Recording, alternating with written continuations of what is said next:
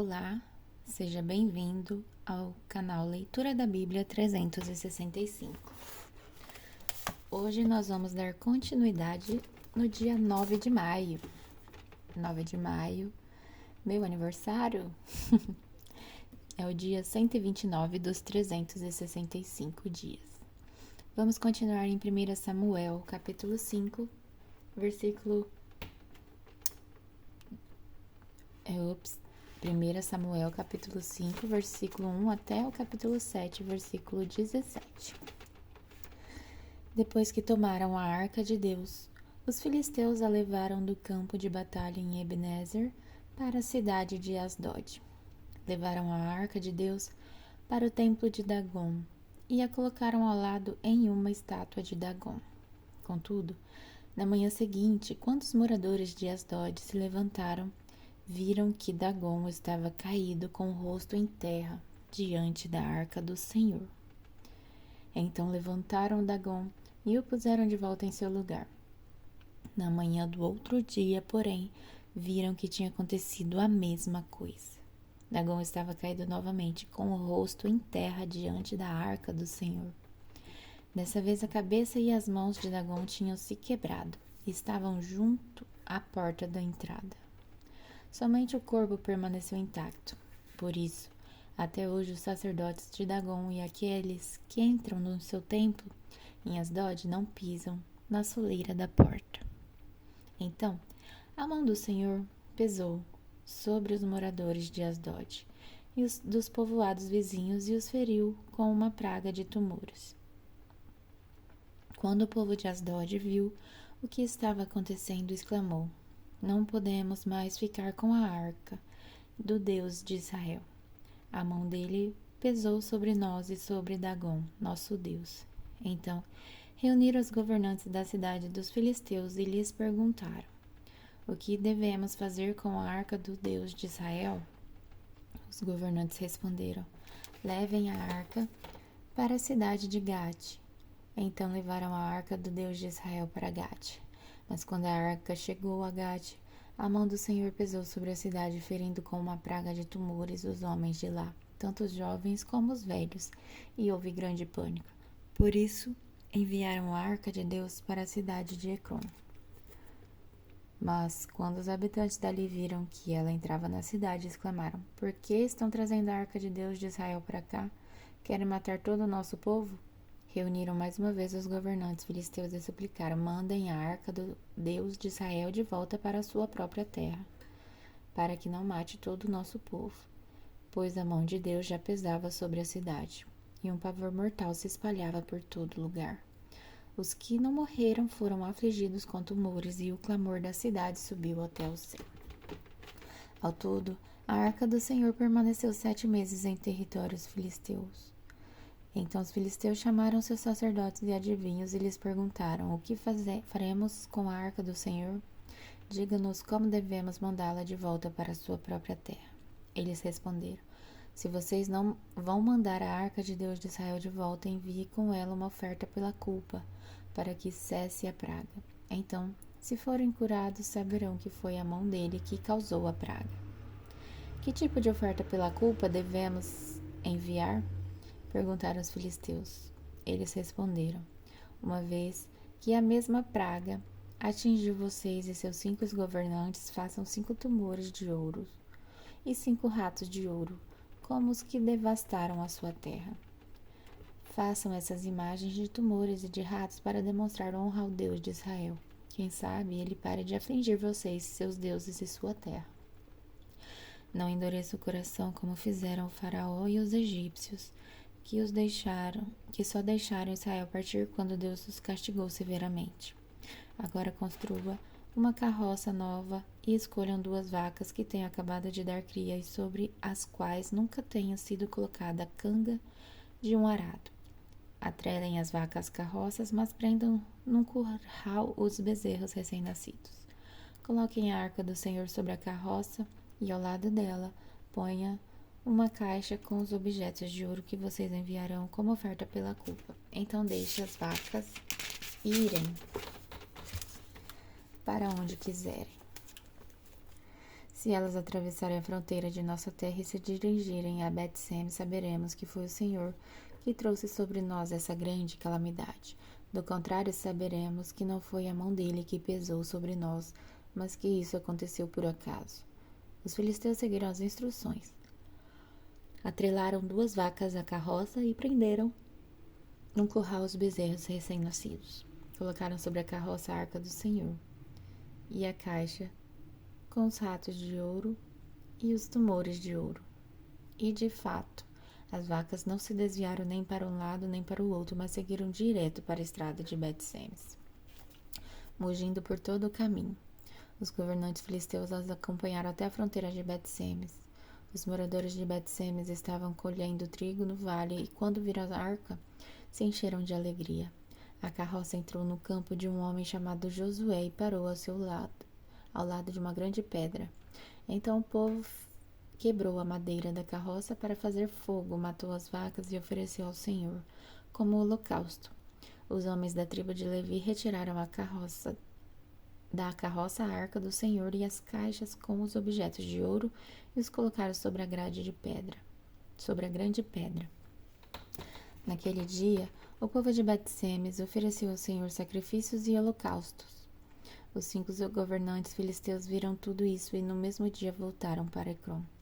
Os 5 tumores de ouro enviados pelos filisteus ao Senhor como oferta pela culpa eram presentes dos governantes de Asdod, Gaza, Ascalon, Gat e Ecrom. E os 5 ratos de ouro representavam as 5 cidades filisteias e os povoados ao redor, controlados pelos 5 governantes. A grande pedra sobre a qual a arca do Senhor foi colocada se encontra até hoje no campo de Josué, de Bet-Semes, como testemunha do que aconteceu ali. O Senhor matou 70 homens de Bet-Semes porque olharam para dentro da arca do Senhor. E o povo chorou muito por causa da grande matança. Quem pode estar na presença do Senhor, este Deus Santo? Clamaram. Para onde mandaremos a arca daqui? Então enviaram mensageiros ao povo de Kiriat Jearim e disseram: os filisteus devolveram a arca, venham buscá-la. Então os homens de Kiriat Jearim foram buscar a arca do Senhor. Eles as levaram até a casa de Abinadab, numa colina, e consagraram seu filho Eleazar para tomar conta da arca do Senhor. A arca permaneceu em Kiriat Jearim por muito tempo, 20 anos no total. Durante esse período, todo Israel lamentava a espera de alguma ação do Senhor.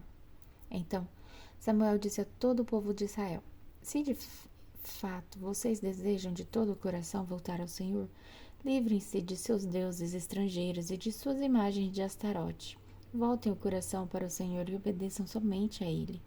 Então Ele os livrará das mãos dos filisteus.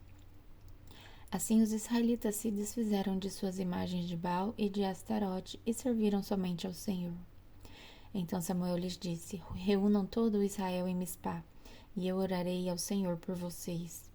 Eles reuniram em Mispá e tiraram a água do poço e a derramaram diante do Senhor. Também jejuaram o dia todo e confessaram que haviam pecado contra o Senhor. Foi em Mispá que Samuel se tornou juiz em Israel. Quando os governantes filisteus ouviram que os israelitas haviam se reunido em Mispá, mobilizaram seu exército e avançaram. Ao saber que os filisteus se aproximavam, os israelitas ficaram muito assustados. Não parem de clamar ao Senhor nosso Deus para que Ele nos salve dos filisteus, imploraram a Samuel. Então Samuel escolheu um cordeiro que ainda mamava e o ofereceu ao Senhor como holocausto. Suplicou ao Senhor em favor de Israel e o Senhor o atendeu. Enquanto Samuel oferecia o holocausto, os filisteus chegaram para atacar Israel. Naquele dia, porém, o Senhor falou do céu com voz poderosa de trovão, provocando pânico entre os filisteus, e eles foram derrotados diante dos israelitas. Os soldados de Israel os perseguiram desde Mispá até um lugar abaixo de Bet-Car, matando-os ao longo do caminho. Então Samuel pegou uma pedra grande e a colocou entre as cidades de Mispá e Jesana. Deu à pedra o nome de Ebenezer, pois disse: até aqui o Senhor nos ajudou. Assim, os filisteus foram derrotados e não voltaram a invadir Israel por algum tempo. Durante toda a vida de Samuel, A mão do Senhor esteve contra os filisteus.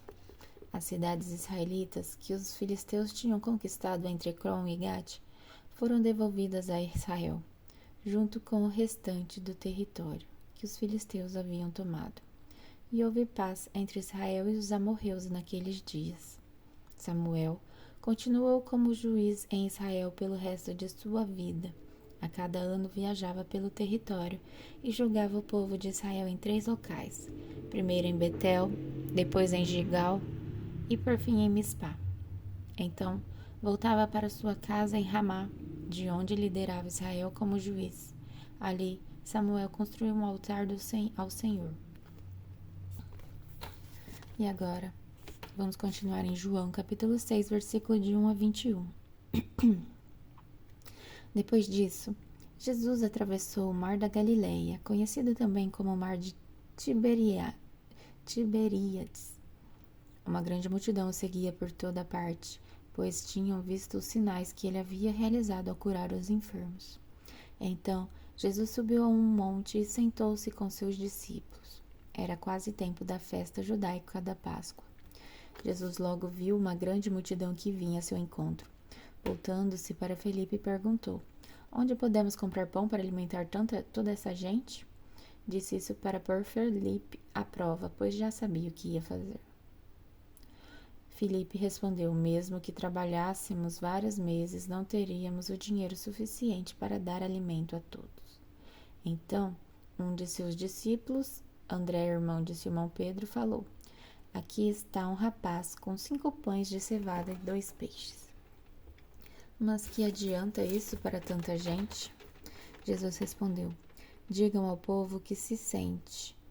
Todos se sentaram na grama que cobria o monte. Só os homens eram cerca de 5.000. Então, Jesus tomou os pães, agradeceu a Deus e os repartiu entre o povo. Em seguida, fez o mesmo com os peixes, e todos comeram à vontade. Depois que todos estavam satisfeitos, Jesus disse a seus discípulos: Agora juntem os pedaços que sobraram, para que nada lhe se desperdice. Eles juntaram o que restou e encheram 12 cestos com as sobras. Quando o povo viu Jesus fazer esse sinal, exclamou: Sem dúvida, ele é o profeta que haveria de vir ao mundo. Jesus sabia que pretendiam obrigá-lo a ser rei deles, de modo que se retirou sozinho para o monte. Ao entardecer, os discípulos de Jesus desceram à praia. Entraram no barco e atravessaram o mar em direção a Cafarnaum. Quando escureceu, porém, Jesus ainda não tinha vindo se encontrar com eles. Logo, um vento forte veio sobre eles e o mar ficou muito agitado. Depois de remarem 5 ou 6 quilômetros, de repente, viram Jesus caminhando sobre o mar e em direção ao barco. Ficaram aterrorizados, mas ele disse: Sou eu, não tenha medo. Eles o receberam no barco e logo em seguida chegaram ao seu destino. Agora vamos em Salmos capítulo 106, versículo de 13 a 31. Depressa, porém, esqueceram-se do que ele havia feito. Não quiseram esperar por seus conselhos. No deserto, os desejos do povo se tornavam insaciáveis. Puseram Deus à prova naquela terra desolada. Ele atendeu a seus pedidos, mas também lhes enviou uma praga. No acampamento tiveram inveja de Moisés e de Arão, o sacerdote consagrado ao Senhor. Por isso a terra se abriu, engoliu Datã e sepultou Abirão e os outros rebeldes. Fogo desceu sobre aqueles que os seguiam, uma chama consumiu os perversos. No monte Sinai, fizeram um bezerro, prostraram-se diante de uma imagem de metal, trocaram seu Deus glorioso pela estátua de um boi que come capim. Esqueceram-se de Deus, seu Salvador, que havia feito coisas grandiosas no Egito, atos maravilhosos na terra de Cã, feitos notáveis no Mar Vermelho. Por isso declarou que o destruiria. Mas Moisés, seu escolhido, pôs-se entre ele e o povo, e suplicou-lhe que afastasse sua ira e não os destruísse. Eles, porém, se recusaram a entrar na terra agradável, pois não creram na promessa. Em vez disso, resmungaram em suas tendas e não deram ouvidos ao Senhor. Assim, Ele jurou solenemente que os mataria no deserto, que dispersaria seus descendentes entre as nações e os enviaria para o exílio em terras distantes. Depois juntaram-se aos adoradores de Baal em Peor. Chegaram a comer sacrifícios oferecidos a mortos. Contudo, esses atos provocaram a ira do Senhor. Por isso uma praga se espalhou entre eles. Finéias, porém, teve coragem de intervir e a praga foi detida. Assim, desde então, ele foi considerado justo. E agora em Provérbios, capítulo 14, versículo de 32 a 33. O perverso é destruído por sua maldade, mas o justo encontra refúgio mesmo na hora da morte. A sabedoria é preservada no coração sensato. Não é possível encontrá-la entre os tolos. Até amanhã, no dia 10 de maio.